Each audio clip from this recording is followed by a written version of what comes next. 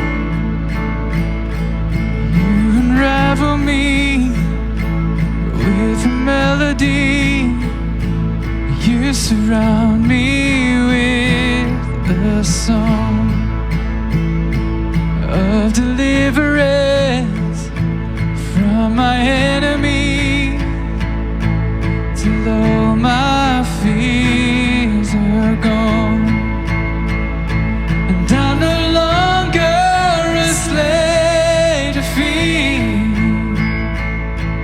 and I am a child of God, and I'm no longer a slave to fear, and I am a child of God.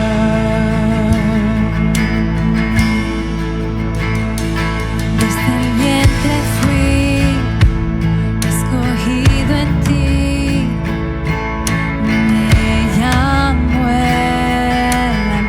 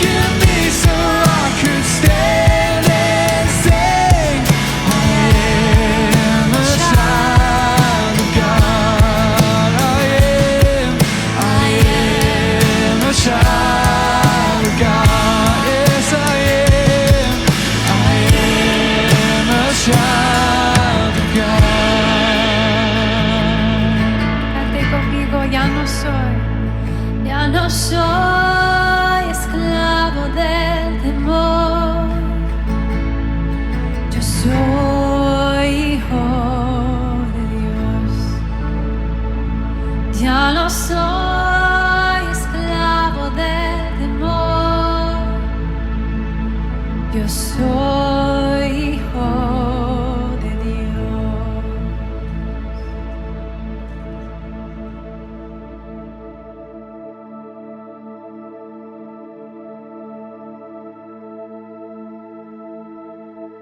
We just finished singing a song about God's unfailing love, which should rightfully lead us into a place of joy and celebration.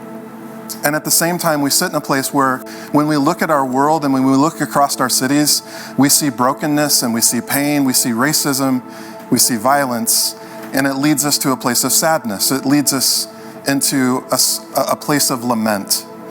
And I want to remind us that as Christ followers, our lament should always be a hopeful lament, because we look forward to that day when Jesus will come again and just set all things right, make all things new. This is not a fairy tale longing that we have. This is based in reality, and it's based and rooted in the resurrection of Jesus. That Jesus will one day come again and bring that same resurrection power to bear on behalf of all of creation. It's going to be a really exciting day.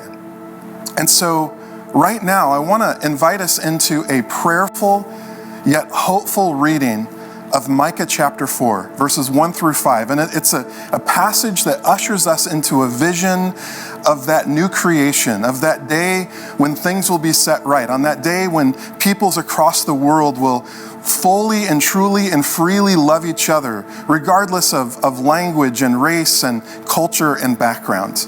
It's a day that we work for, that we long for, and that we pray for.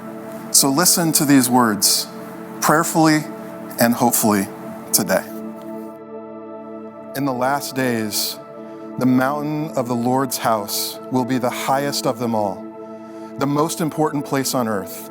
It will be raised above the other hills, and people from all over the world will stream there to worship. People from many nations will come and say, "Come, let us go up to the mountain of the Lord, to the house of Jacob's God. There he will teach us his ways, and we will walk in his paths. For the Lord's teaching will go out from Zion. His word will go out from Jerusalem. The Lord will mediate between peoples and will settle disputes between strong nations far away. They will hammer their swords into plowshares and their spears into pruning hooks. Nation will no longer fight against nation, nor train for war anymore. Everyone will live in peace and prosperity, enjoying their own grapevines and fig trees, for there will be nothing to fear. The Lord of heaven's armies has made this promise. Though the nations around us follow their idols, we will follow the Lord our God forever and ever. Amen.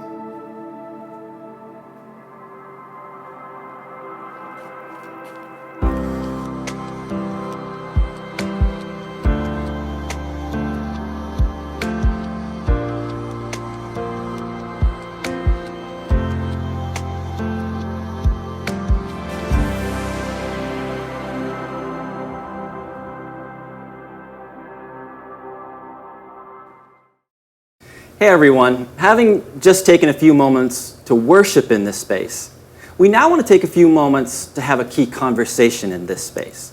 A critical conversation, a spiritual one, even a relational one. And I am super pumped to have two personal friends of mine with me to help me do that today. I want to introduce to you Dr. Toyosi Olatade and Chief Paul Sikorsky. Gentlemen, thank you so much for making time to be here. Thank you, Sean. Thank you for inviting us. Yeah, I know you guys are very busy individuals as you serve and lead within our cities, and I'm grateful for the time. Paul, you are the Chief of Police in the largest law enforcement agency in the Quad Cities. You've been part of the Davenport Police Department for more than 30 years. You've been the chief since 2016. You are a personal friend of mine, and you're also a person of faith. And I'm thrilled that you've taken time to have this conversation together. I appreciate you being in my life and God being in my life and having this opportunity today to talk about what's going on in our communities and in our nation. Yeah, it's for such a time as this kind of dynamic. It is. And Timmy, you are also a chief, but you're the chief medical officer of Unity Point Health Trinity. And you're a member of the Heritage family. You serve on our local church board. And I am grateful for your community influence and your friendship as well in the season. Thank you. It's been, I always enjoy every bit of my time at Heritage. So I always say that one of the reasons I'm in the Quad Cities is Heritage. So Very good. Yeah. Well, we love that you're here and not only serving the cities, but serving alongside the church family as well. And I know in this particular season, both of you have been leading in some pretty significant complexities, stresses, even some unrest within our city dynamics. And as a pastor and as a former law enforcement officer, even as a fellow community builder, I'm grateful for what you do as you serve. But I've also had a burden for you guys. You are my friends, and we have sat in different spaces at different times, and we've talked about life, and we've talked about our communities, we've talked about things of faith, and this is one of those spaces for us to even create space to do that today, to just have some conversation. And the reality is that this conversation is not intended to be end-all, be-all. It's not intended to cover every issue. It's just intended to create space to listen, even space to understand, to seek understanding, and to be better and do better as we connect and build bridges. And I'd love to start this time, because you are my friends, I'd love to know how you're doing personally. In fact, if you were to pick one word that describes how you're doing in this season, what would it be, and why is that? Well, right now, optimistic. If you would have asked me that a week ago, probably much different answers. There was times of anger, frustration, just being sick to my stomach of things that I've witnessed. That all of us witnessed on video of things that happen in Minneapolis. But right now, several days later, I would give you my word as optimism. That's powerful as someone who's been in some of the greatest complexities of this season, especially in our cities.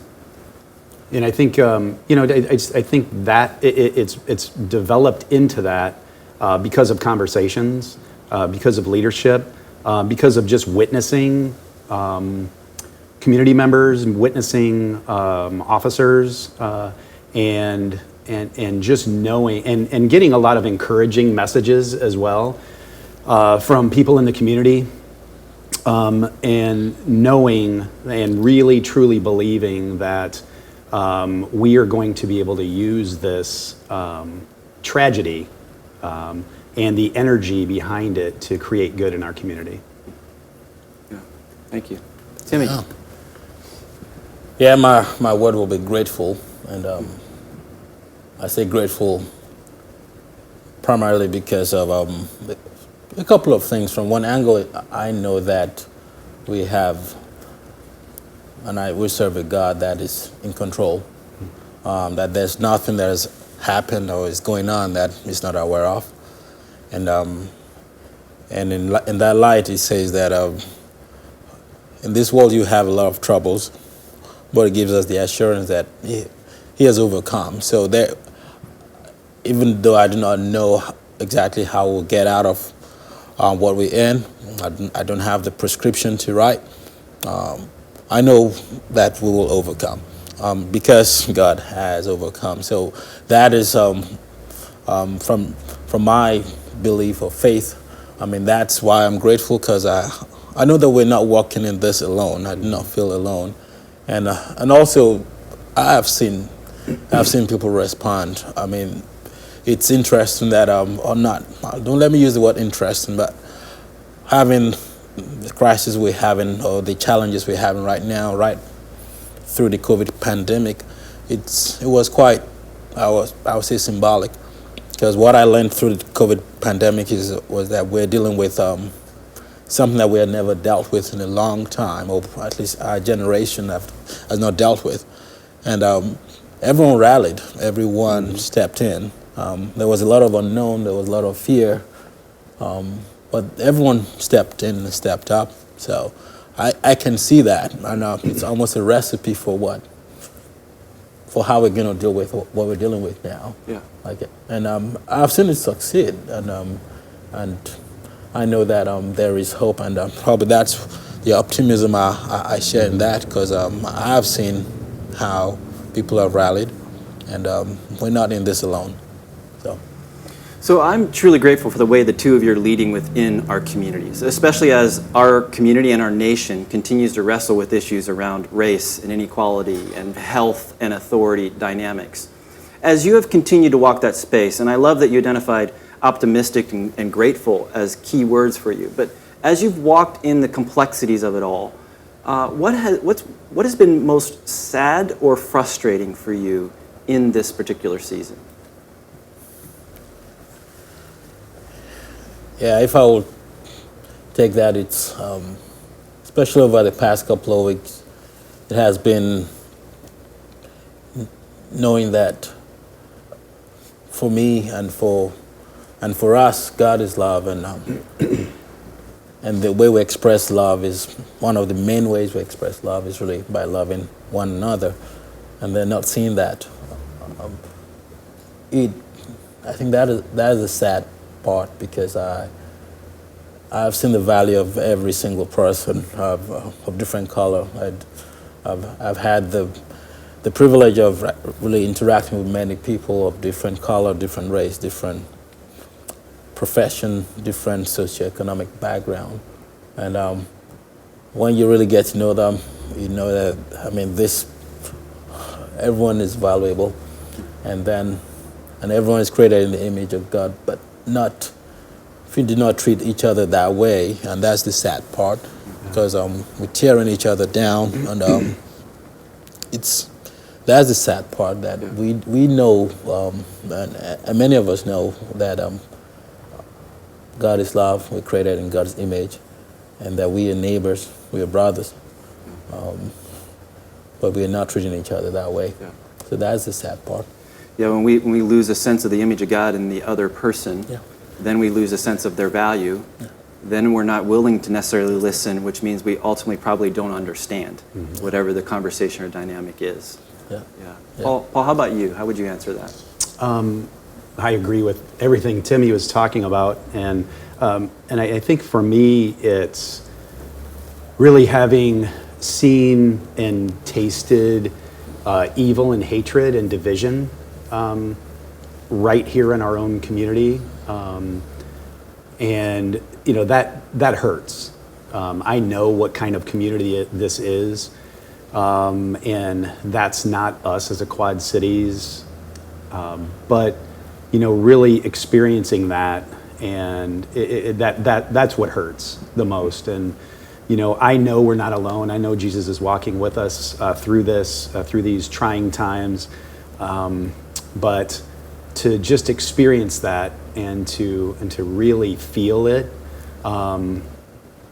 hurts. Yeah.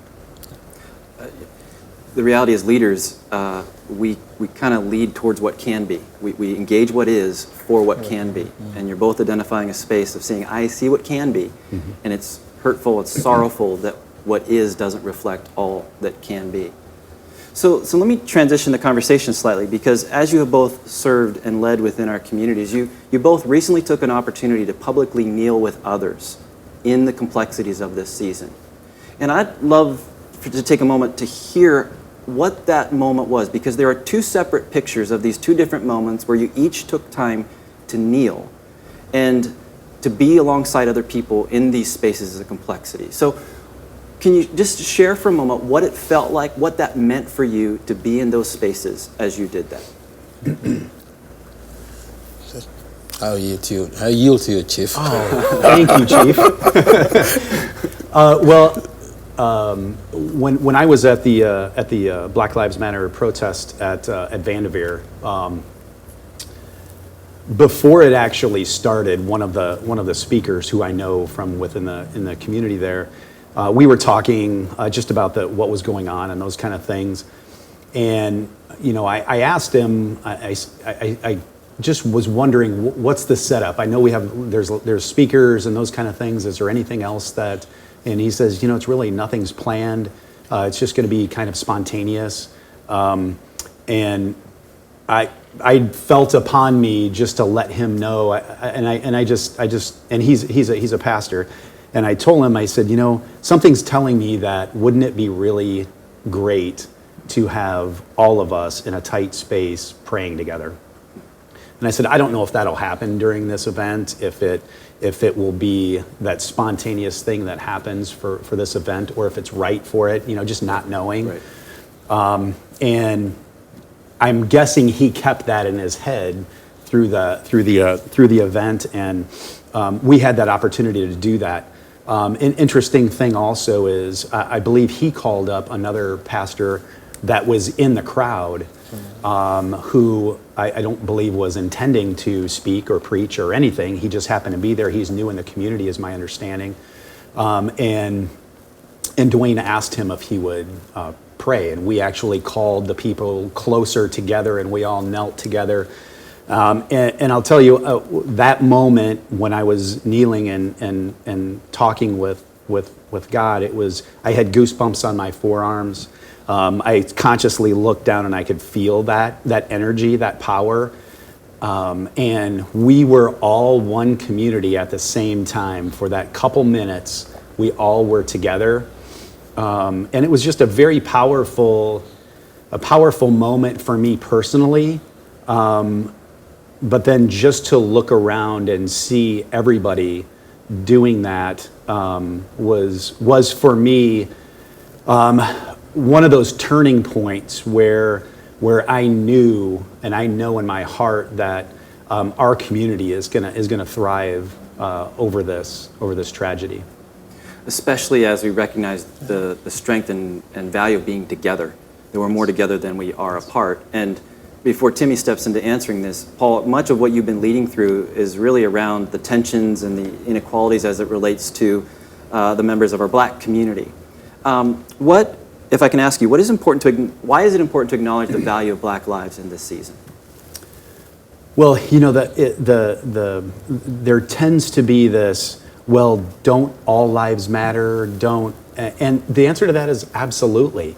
But right now in this season, our focus is on a Black man, a Black family, and our Black community.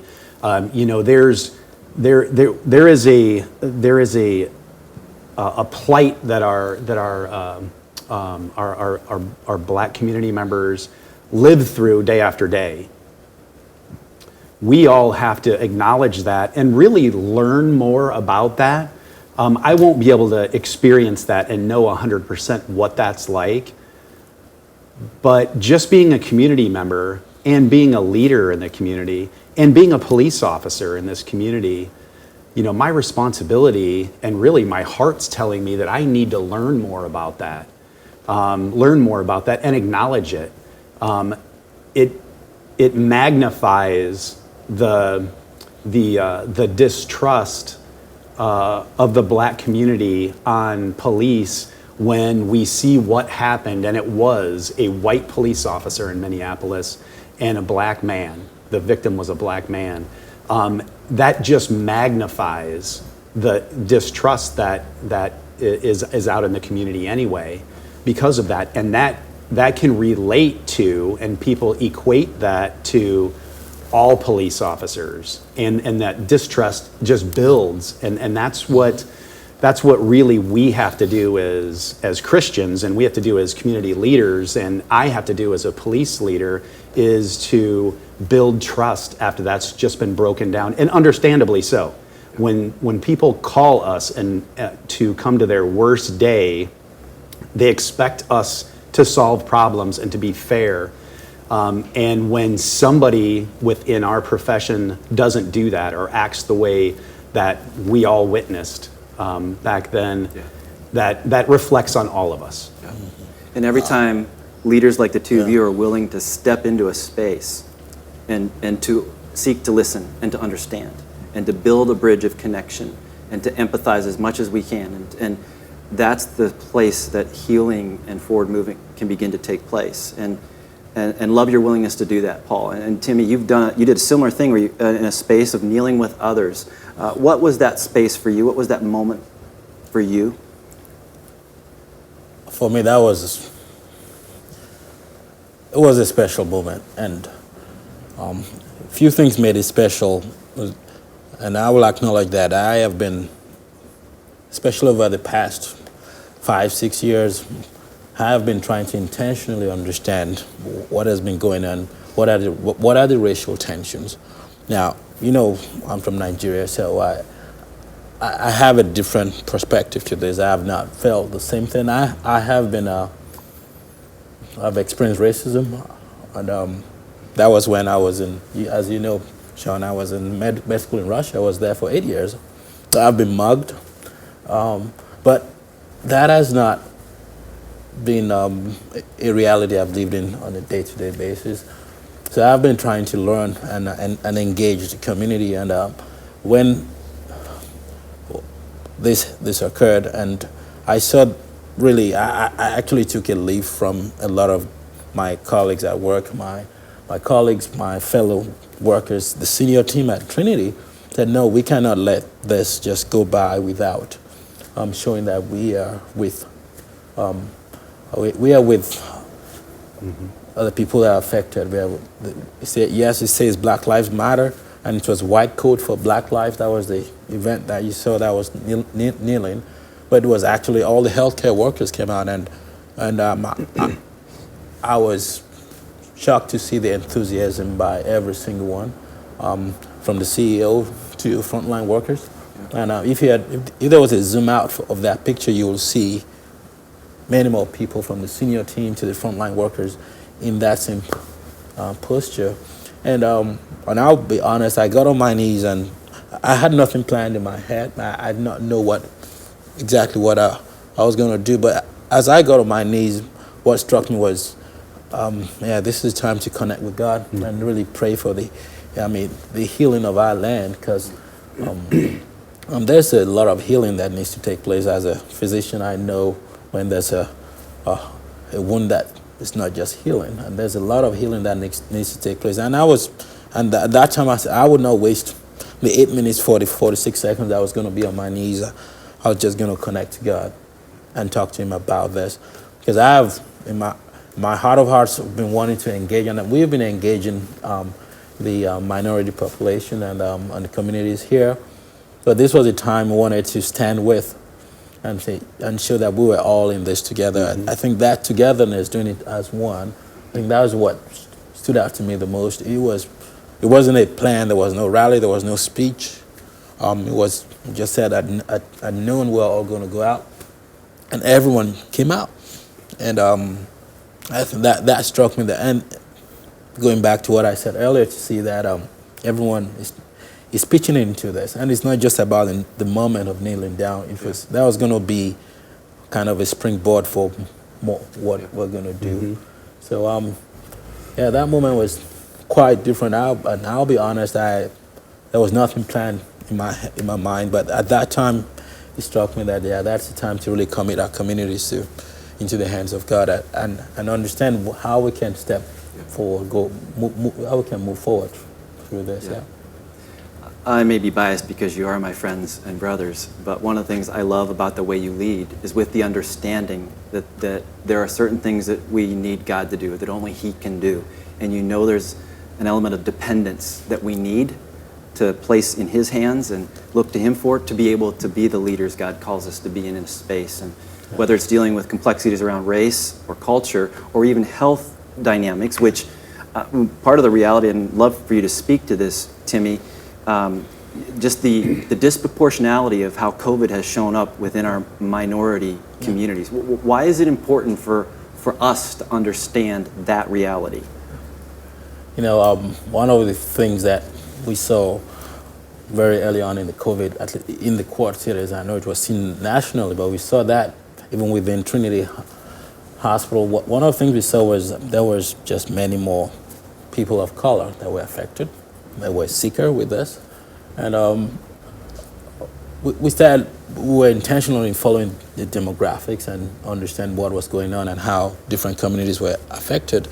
And we saw that earlier on, it was about 14% of people that were sick with COVID were African Americans, and in the Quad Cities, we had their population is just about 8%. And then we look at the Hispanics as well. They actually had a higher impact of almost 25% to start with, compared with what about 9% of their composition of the community. And the question was why, and what do we need to do different? And I remember conversations we had. We had an incident command sort of system at the hospital to deal with this. And so and the questions were, what is going on and what can we do? Why is this going on? And we wanted to really engage people where they were. So we had to move out from the walls of the hospital. So we talk a lot about the church being within the walls and moving out of the walls.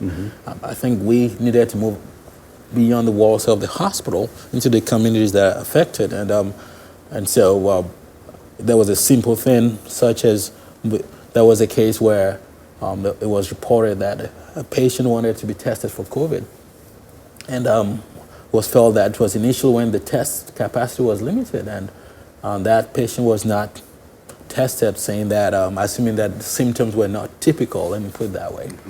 And there was a call out from someone else and said, I think if it was a white man, a Caucasian man that came in and said the same thing, he will get tested. I mean, this is what we saw in the community, and we started looking at, so how can we be deliberate, intentional in really listening to people and meeting them where they are. I mean, the same thing can be said in different ways and maybe with a different tone and with a different emphasis, but we should be able to read between the lines as well and understand and be able to treat everyone the same way. And so there was an outreach, and I know Esperanza Center was part of that, to the Hispanic community, to the African American community, to really educate quickly and inform, to make us understand that yes, you are the higher risk just by virtue of being a person of color. We did not understand why initially, but this is what we are saying. Therefore, you need to take more precautions. You need to, if you're living in, what are the precautions you're taking? And if you're at work and your job does not actually offer enough protection for you, how can we engage your employer? Because we started looking at the employment history as well, seeing that what is going on. And so we knew that Hispanic community, there were a lot in the meat packing industry, and we saw the outbreaks there. And we had some of our patients stayed for so long, and people that were sick as well, people of color. I wanted to may not understand why, but we wanted to engage, and that was the key thing: engage people where they are, and just know that we are here to help. This is what you need to do. These are the resources you have, and I can add more in terms of during COVID, it actually transformed the way we delivered care, and we know that the access to health for people of color at baseline was limited. It wasn't the same. There was all the resources were out there, but people of color had less access to care, and therefore they had more complicated conditions that were otherwise meant to be stable. Therefore, they were at a higher risk. So we began to educate on that. We're here for you. How can we engage you differently? And thank God for the technology. So with phone apps, with telephones, we began to engage people, and actually it was better than having them come to us. You go out to them, you're reaching out to them, and we're still far from getting to where we want to get to.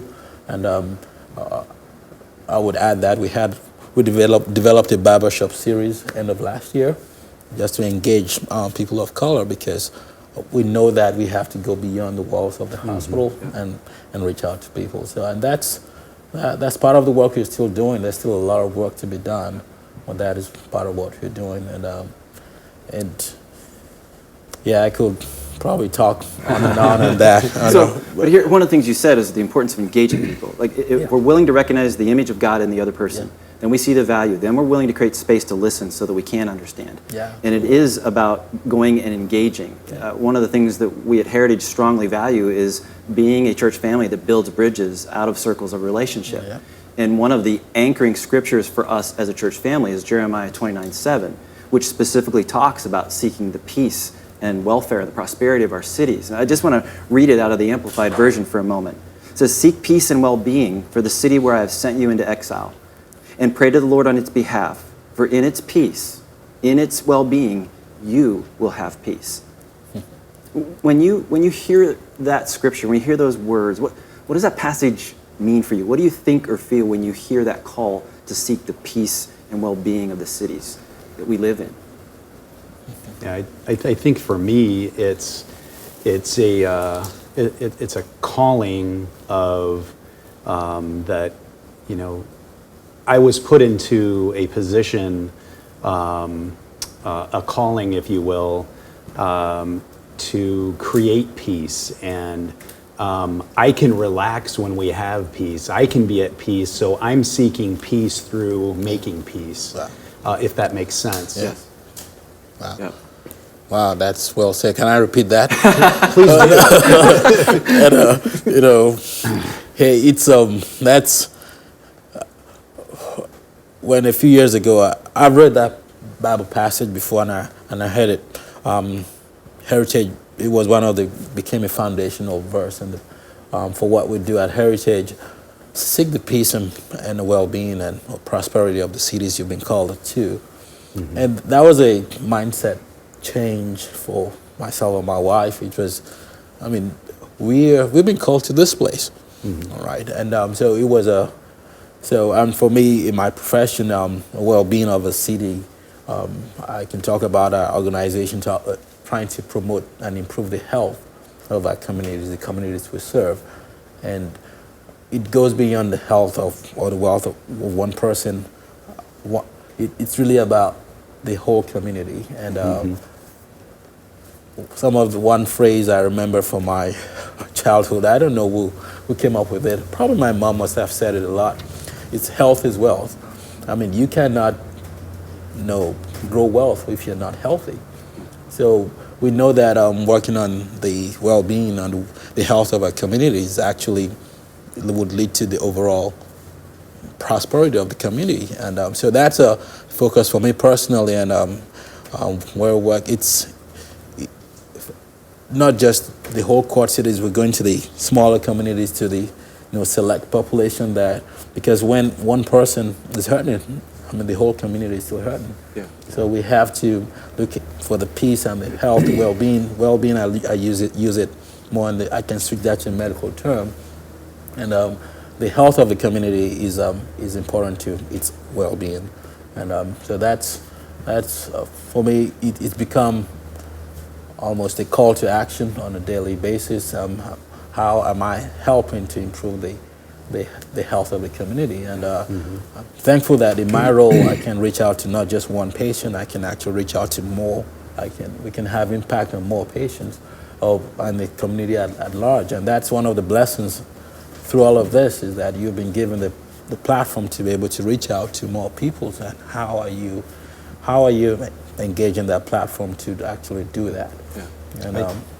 And I love how you put that is that we have a platform. You do as well. You have a platform. But when I hear that verse, I also think that every individual has an opportunity to look at their own heart. All of us have biases. All of us have had transgressions. We're human beings. We've made mistakes. We've sinned. But to examine our own heart and pray that God takes those transgressions from us and just heals us, but also to know that every single person has influence, has the opportunity to influence, even if it's one person, if it's a neighbor, if it's somebody at the grocery store, wherever they work, wherever they go, if they're a coach, just everybody has the opportunity for this influence of change, of fairness, and of love, and of grace. And and we all have the opportunities to do that. It's not just those leaders that we expect, and our community should expect that from us. But all of us have that opportunity as well. Yeah, we're all positioned to use our circles of influence, our relationships, to build bridges, to really seek the peace and well-being of all people.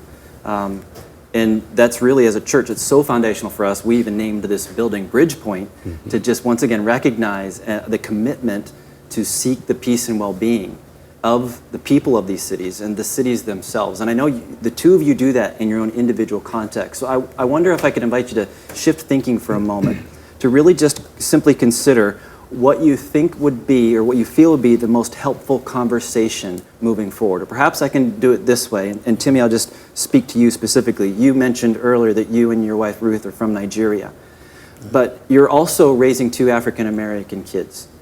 In the midst of that dynamic, what is one thing you wish that the majority culture understood in this season? That's it's a loaded question. But if there'll be one thing, that will be one that we all created in the image of God. I think the image of God is what really defines us as humans. We're human because we are created in God's image, and we've been at home right now. My daughter has been reading a small devotional, and interestingly, yesterday one of the things she read was that before we were born, God knew us, and He formed us, and He did that without a mistake, and that's. She basically dropped the mic yesterday. That's powerful. Yeah. And that's what we really need to take out of this.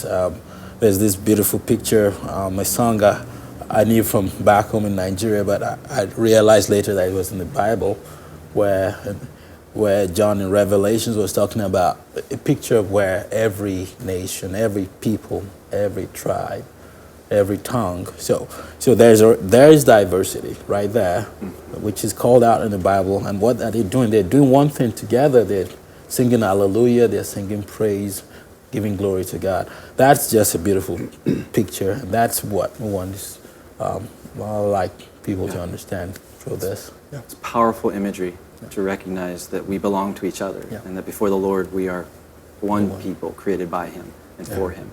Absolutely. Thank you. Paul, let me kind of shift the same question but slightly differently. What is one thing you would want the hurting of our community to know or understand about the law enforcement community in this season?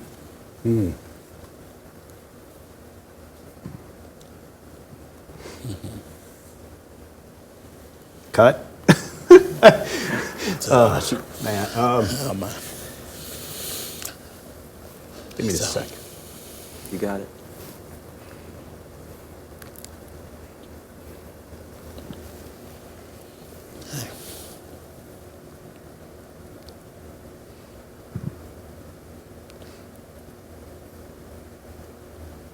Okay.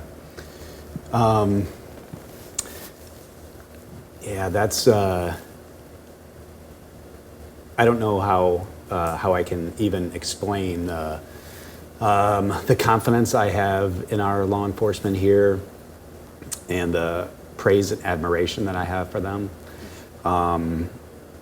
We have the police officers we have that work here in the Quad Cities, and specifically that work at the Davenport Police Department.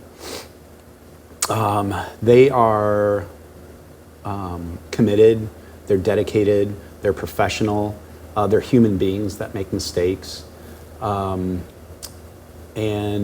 they're just, they're caught at a place, we have inequities in our community. We've had, systemic racism in our nation for hundreds of years. And systemic means systems. Systems meaning educational opportunities or lack thereof. Systems meaning housing opportunities or lack thereof. Inequities with jobs and with poverty, with health care. Timmy so eloquently talked about that earlier. There's so many different lanes that there are barriers to members of our community, black and brown members of our community in particular, that many of those inequities lead to disproportionate dealings with law enforcement. And, many people want to have simple answers to this very, very complicated American problem. There isn't a policy that I can put in place that would solve hundreds of years of inequity in our nation. If I could, I would do that for our whole community. I would do that for every man and woman that is a police officer out there. I would do that for the victims out there. But none of us have those simple answers. There are no simple answers. Yeah. So I have great admiration for the men and women who put on this uniform. Our badges are not tarnished by what happens somewhere else, and we won't let them be. We promise to protect this community, and we'll do so. We'll make some mistakes along the way. I will make mistakes along the way, but we're committed. And just over the last several days, week and a half or so, all of that just came out under this umbrella of controversy and frustration and anger. It has come out, and our officers have just responded in such a professional manner, in an understanding manner as well with our community members. I thank God that He put me in this position to serve with them and to serve our community. I mean that, it's just. It's hard to, when all of that just comes to your heart, it's really hard to explain, how much individual people mean to me, and knowing also that I have to put them in danger's way, because all of you expect that, and we promise to do that, and we swore to do that, and we will be there to do that. But it's a heavy cross that I carry. It's a burden for sure. And I want to thank you for the very real, honest human response to that. Because anytime we dehumanize any group of people, then we lose the value and the image of God in those people. And it creates a space of suffering. It creates a space of grief and loss to be dehumanized for color of skin or color of uniform. And leaders like the two of you willing to step into those spaces, again, become the key to bridging and moving forward, creating space to listen and understand. And these are our cities, and we love our cities. Yep. And as leaders and influencers in our cities, how do you see we move forward from here? Well, how do you see us moving forward as a community and as a people in the days ahead?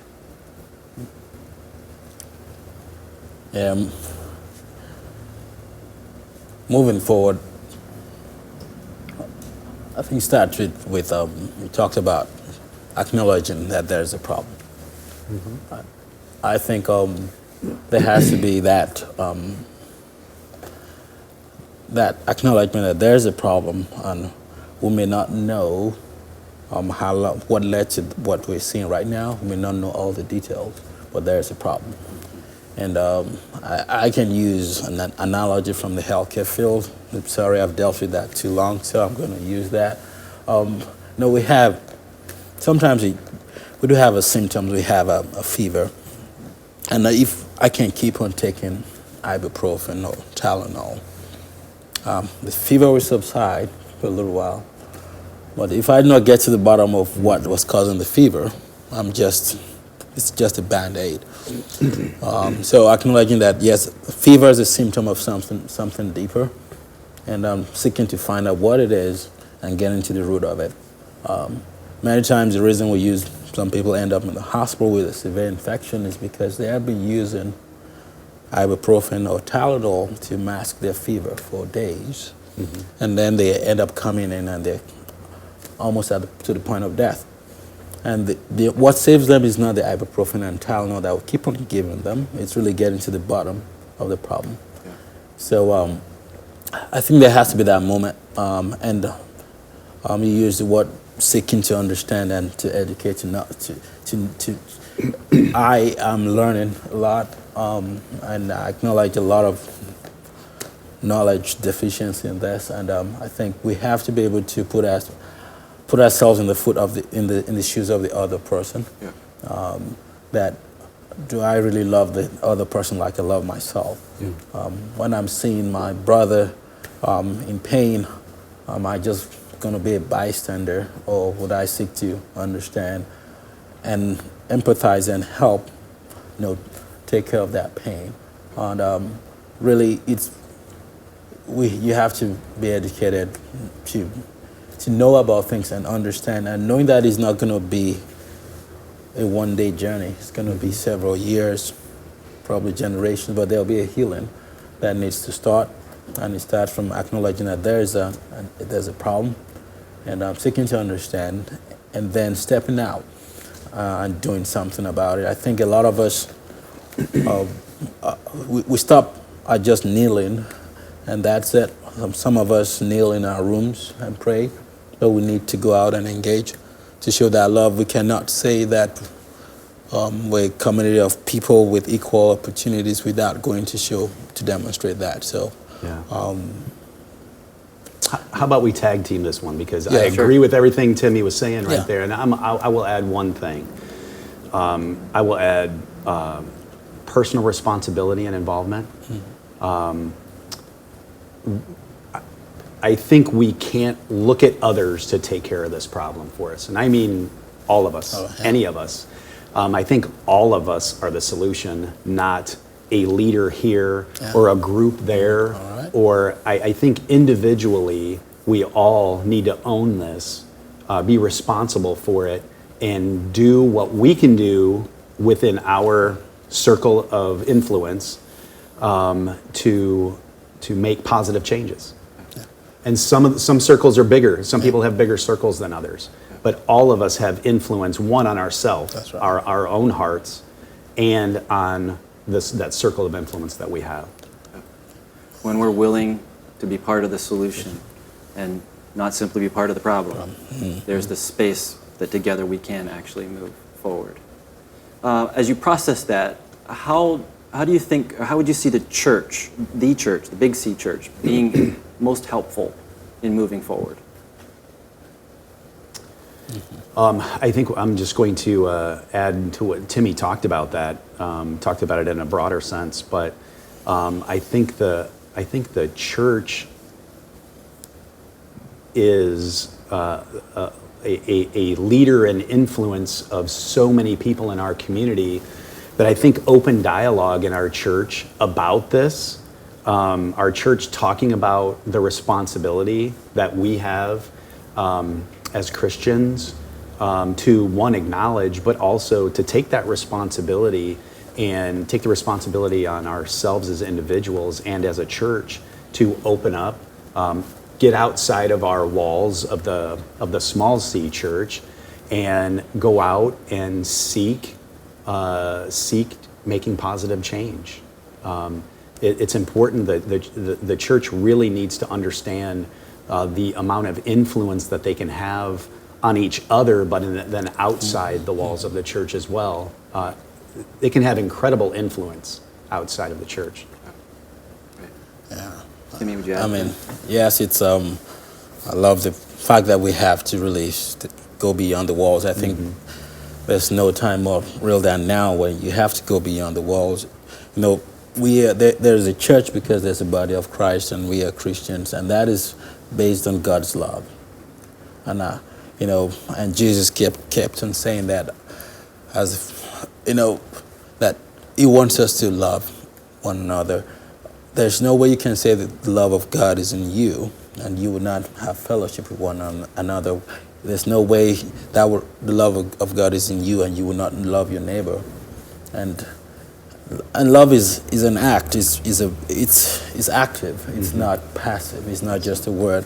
You have to, in your own space, as you put it out, what can I do? And yes, it will take the grace of God, it will take the power of God, but working through us, we have to be willing to step in as the hands of God, as the eyes of God.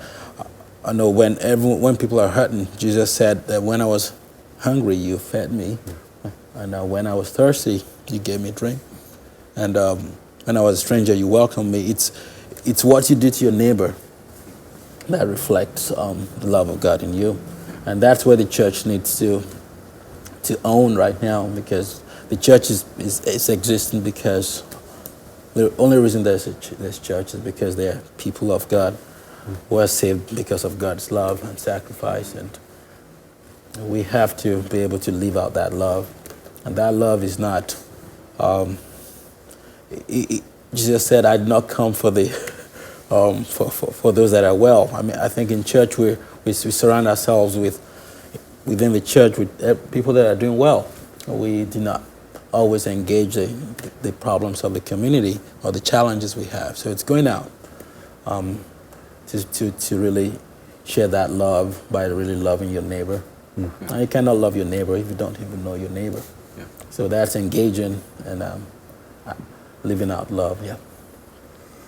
I'm really appreciative of the interaction and conversation, the thinking around this. And I know none of us claim to have all the answers. We don't. But I do know we understand that prayer changes things. Oh, yeah. And I'd love, if you're willing, to just ask you to share one way that we as a church can be praying for you in the days ahead in this season.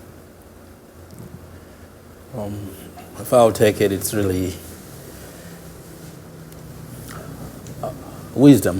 I think wisdom here is really very important, because you can know things, you can maybe understand things, but the wisdom to make the right decision, the right time, it's critical here to foster healing, to foster recovery, and to foster love. Wisdom is necessary, and I think that's what I would ask for. And I think I realized that one as a physician and also in my leadership role, decisions I make matter. And it affects lives. Mm-hmm. And also wisdom. Yeah. Okay. Great. Yeah. Paul? I'll take the wisdom too. And I'll add, I think I would love to add peace, safety, and community. For obvious reasons, and the community part is I truly believe it's going to take all of us. I don't think we can afford to have complacency during this time, and I would really love to have prayers for that. Yeah. Well, I commit to you as my friends and brothers that I will be praying that way, and the rest of the Heritage Church family will be leaning in alongside in those specific ways for you as you continue to lead. I again, when I say thank you for this time and willingness just to have a conversation, to create a space to understand and to listen together. And specifically, one of the things that the church is doing this weekend is we're creating some space to engage in the sacrament of communion, which that action remembers and recognizes the greatest reconciling act of all time in Jesus. And as we prepare as a church to step into that space, as we even transition now into a space for additional worship, I'd love for you as my friends and as my brothers to engage with us in the sacrament of communion, even as we transition back into the rest of our service time. So thanks again, gentlemen. Thank you. Invite you to just share this remembrance moment together even now.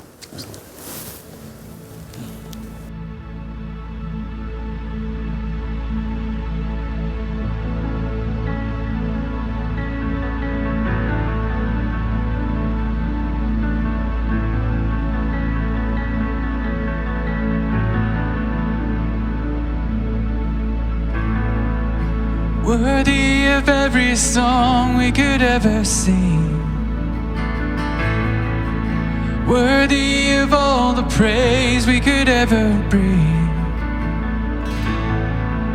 worthy of every breath we could ever breathe. We live for you.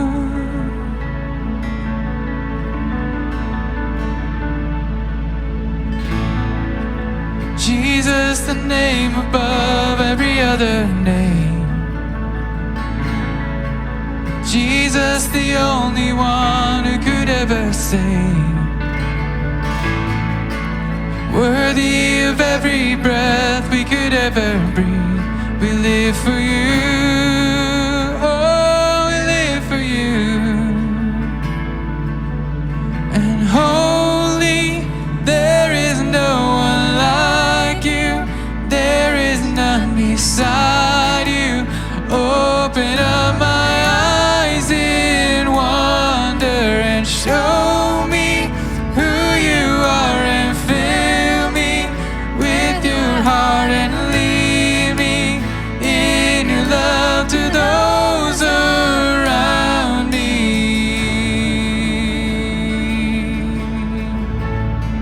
Eres digno, digno de recibir toda adoración, digno de recibir hoy esta canción, digno de entregarte mi corazón. Vivo por ti, vivo por ti.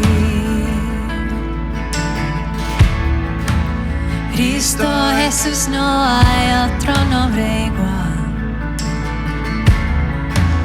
Cristo, no hay nadie más que pueda salvar. Digno de entregarte mi corazón. Vivo por ti, vivo por ti. Decimos santo, santo, como tú no hay nadie. Dios incomparable, abre tú mis ojos, Cristo, y quiero conocerte más y ser lleno de ti hoy, y llevar tu amor al mundo. Santo, como tú no hay nadie. Dios incomparable, abre tú mis ojos, Cristo. Quiero conocerte más y ser lleno de ti hoy, y llevar tu amor al mundo. Declaramos hoy, Señor, construiremos nuestra vida en tu amor, tu verdad. Construiré mi vida en tu amor, ahí estoy seguro. Mi confianza está en ti, Señor, y no seré movido. Construiré